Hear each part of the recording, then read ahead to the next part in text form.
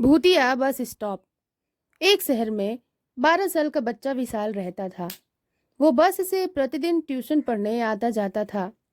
एक दिन वो बस स्टैंड पर अपनी बस का इंतजार कर रहा था। उस दिन उसे लौटने में अंधेरा हो गया था। बस स्टॉप पर कोई सवारी नहीं थी। वो वहीं बेंच पर बैठकर बस का इंतजार कर रहा था। तभी उसे किसी औरत के रोने की आवाज़ सुनाई दी। उसने इधर उधर देखा तो वहां पर किनारे पर एक औरत बैठकर रो रही थी। विशाल उसके पास गया और उसे अपनी पानी की बोतल देते हुए बोला, कौन है? पानी पी लीजिए।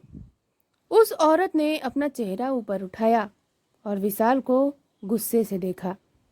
उस औरत का चेहरा बहुत डरावना था। वो औरत विशाल से बोली, तुमने मेरे पति को देखा है? अगर देखा है तो जल्दी बताओ। विशाल उसके इस तरह पूछने पर डर गया और अपनी जगह से पीछे खिसक गया। वो औरत उठकर उसके पास आने लगी। विशाल ने देखा उस औरत के पैर उल्टे थे और वो जमीन से ऊपर चल रही थी। विशाल ने आओ देखा न ताओ और पानी की बोतल वहीं फेंक कर भागने लगा और अपने घर पर ही आकर रुका। विशाल घर पहुंचकर बस यही सोचता रहा कि वो औरत कौन थी। यही सोचते सोचते उसे नींद आ गई। आधी रात में किसी के रोने की आवाज से उसकी आंख खुली। वो देखता है वही औरत उसके पलंग पर बैठी है और उसके हाथ में उसकी पानी की बोतल है जिसमें पानी की जगह खून भरा हुआ था।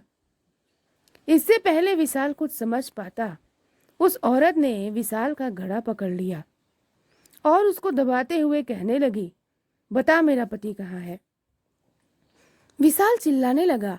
उसके चिल्लाने की आवाज सुनकर उसके माता पिता उसके कमरे में आए और उन्होंने कमरे की लाइट जलाई। तब वहां पर कोई नहीं था।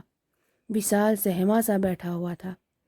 उसके माता पिता को लगा शायद इसने कोई भयानक सपना देखा है जिससे यह सहम गया है।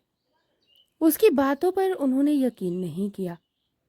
उसके बाद विशाल ने ट्यूशन जाना भी बंद कर दिया और कुछ दिनों तक वो बहुत डरा डरा भी रहा। विशाल उसके बाद कभी उस बस स्टैंड पर नहीं गया। उसके बाद पता चला वो औरत कभी कभी किसी और को भी दिखाई दी थी। तो आप लोगों को ये स्टोरी कैसी लगी प्लीज़ कमेंट करके ज़रूर बताइएगा। स्टोरी पसंद आई हो तो लाइक और शेयर कर दीजिए।